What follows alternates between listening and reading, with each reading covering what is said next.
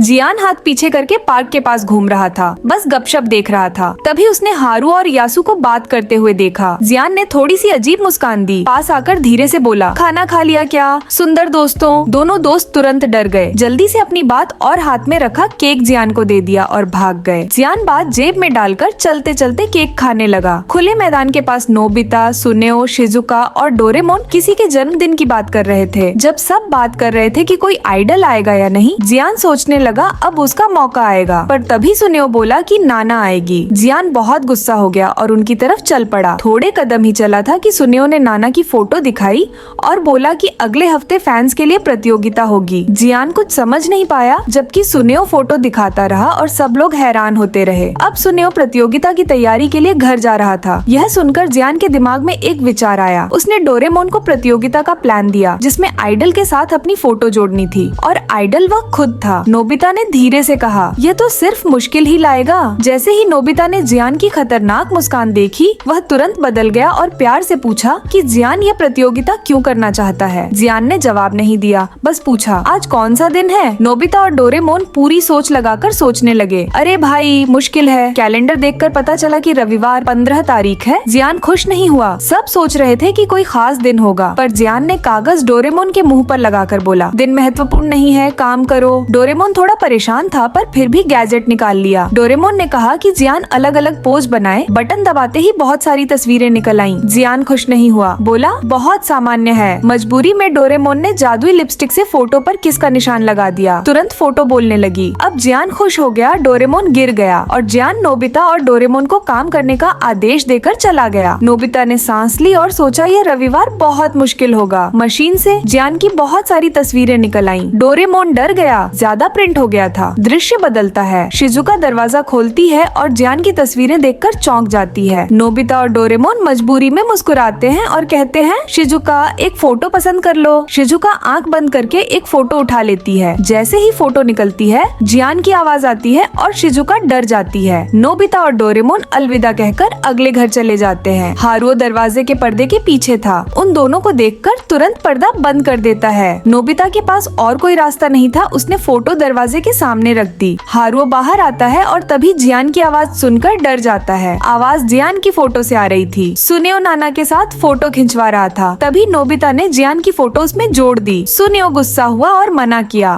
पर दोनों दोस्त भाग गए। नोबिता पर गुस्सा था, पर जैसे ही जियान की आवाज सुनी, सुनेओ डर गया और मान गया। प्रतियोगिता का दिन आ गया। सब लोग खुले मैदान में इकट्ठा हुए। डोरेमोन ने देखा कि नोबिता ज्यादा खुश लग रहा है और पूछा। नोबिता बोला, अगर मैं जीत गया तो? डोरेमोन ने फोटो देखी और शांत होकर बोला, तुम नहीं जीतोगे। जियान जज बनकर बैठा। फोटो देखते ही उसका मूड खराब हो गया। गुस्से में बोला, इसमें फिल्म जैसा कुछ भी नहीं है। फिर उसने पूछा, आज कौन सा दिन है? नोबिता बोला, रविवार 15 तारीख। सुनेओ बोला, आज मुझे नाना के साथ फोटो शूट पर जाना है। जियान गुस्से में खड़ा हुआ और सबकी तस्वीरें वापस ले ली। सुनेओ बोला, समय बर्बाद हो गया, चलो घर चलते हैं। नोबिता और दोस्त सोचने लगे कि जियान बार बार दिन क्यों पूछ रहा था। सुनेओ बोला, बस प्रतियोगिता का दिन है और एक कीमती रविवार। फिर वह चला गया। तभी अचानक सबको याद आया, आज जियान का जन्मदिन था। शाम को जियान उदास होकर नदी के पास बैठा था। वह जन्मदिन का गाना गा रहा था और तस्वीरें भी गाने लगी। दूसरी तरफ दोस्त जियान को ढूंढ रहे थे, पर कहीं नहीं मिला। अचानक पुल के नीचे जियान दिख गया। सब भागते हुए नीचे आए। सबने माफी मांगी। जियान शर्मा गया। सबने मिलकर हैप्पी बर्थडे बोला। जियान भावुक हो गया। सुनेओ ने जियान और नाना की फोटो केक पर लगवा दी। सबने साथ में एक फोटो ली। जियान ने दोस्तों को जोर से गले लगाया और धन्यवाद कहा। हम दोस्त बस ऐसे ही रहेंगे। यह उसका सबसे खुश रविवार था। अगले दिन सुबह सुनेओ फोटो प्रतियोगिता के परिणाम का इंतजार कर रहा था। तभी अचानक एक ट्रक आया। ट्रक ने सुनेओ के घर के सामने जियान की बहुत सारी तस्वीरें गिरा दी। सुनेओ बस रो ही सकता था। डोरेमोन 867 भाग 2। डोरेमोन की छतरियाँ। डोरेमोन एक दुकान पर बहुत सारी छतरियाँ देख रहा होता है और सोच रहा होता है कि कौन सी छतरी ले जाए। बाहर बारिश देखकर डोरेमोन खुश हो जाता है, क्योंकि आखिरकार बारिश शुरू हो गई होती है। पापा सबवे स्टेशन पर खड़े होते हैं। बारिश देखकर परेशान हो जाते हैं और घर फोन करके कहते हैं कि कोई छतरी ले आए। नोबिता खुशी खुशी ये काम अपने ऊपर ले लेता है। वह 2 छतरियाँ लेकर घर से निकलता है। तभी डोरेमोन भी बहुत सारी छतरियाँ लेकर आ जाता है। डोरेमोन के पास बहुत सारी छतरियाँ होती हैं, लेकिन फिर भी उनका कोई खास इस्तेमाल नहीं होता। नोबिता जल्दी जल्दी जा रहा होता है। तभी उसकी मुलाकात शिजुका से होती है, जो बारिश से बचकर खड़ी होती है। शिजुका बताती है कि वह फूल खरीदने जा रही थी। नोबिता उलझन में पड़ जाता है, पापा की मदद करे या शिजुका की। आखिरकार नोबिता शिजुका को पापा की छतरी दे देता है। शिजुका बहुत खुश हो जाती है और नोबिता को धन्यवाद कहती है। अब नोबिता के पास कोई छतरी नहीं बचती और वह उदास हो जाता है। पापा स्टेशन पर इंतजार करते हुए फिर से घर फोन करते हैं। माँ हैरान हो जाती है कि नोबिता अभी तक नहीं पहुँचा। डोरेमोन ये सुनकर खुश हो जाता है और उसे अपने गैजेट्स आजमाने का मौका मिल जाता है। डोरेमोन एक खास छतरी निकालकर नोबिता को ढूंढने निकलता है। छतरी घूम घूम कर रास्ता दिखाती है और नोबिता तक पहुँचा देती है। सब कुछ सुनने के बाद दोनों स्टेशन की ओर जाते हैं। पापा पूछते हैं इतनी देर क्यों हो गई? फिर पापा पूछते हैं मेरी छतरी कहाँ है? डोरेमोन तुरंत एक रंग बिरंगी छतरी निकालता है। जब पापा छतरी खोलते हैं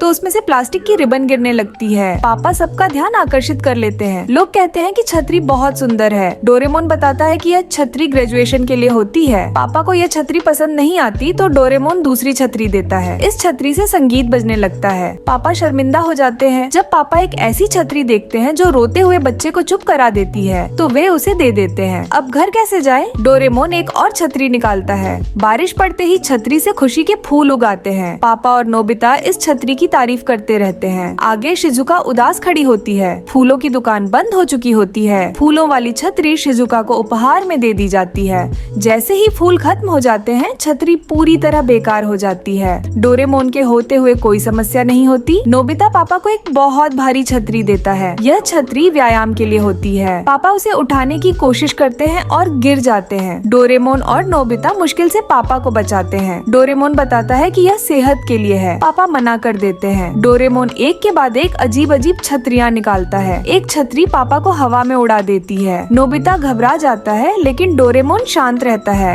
अंधेरा हो जाता है और दोनों पापा को ढूंढने लगते हैं। पापा एक पेड़ के ऊपर फंसे होते हैं। डोरेमोन एक और छतरी देता है। पापा गिरते हैं लेकिन छतरी उनकी जान बचा लेती है। नीचे सुनेओ एक अजीब छतरी उठा लेता है। छतरी उसे भी हवा में उड़ा देती है। सुनेओ आसमान में घूमने लगता है। आखिरकार पापा सुरक्षित नीचे आ जाते हैं। सिर्फ सुनेओ ही छतरी के साथ फंसा रह जाता है। बारिश रुक जाती है और सब घर पहुंच जाते हैं। फिर भी डोरेमोन और नोबिता पापा से और छतरियां आजमाने को कहते हैं। पापा जैसे ही छतरी खोलते हैं बारिश फिर शुरू हो जाती है। सिर्फ पापा ही पूरी तरह भीग जाते हैं। यह सच में बहुत बुरा लगता है। अब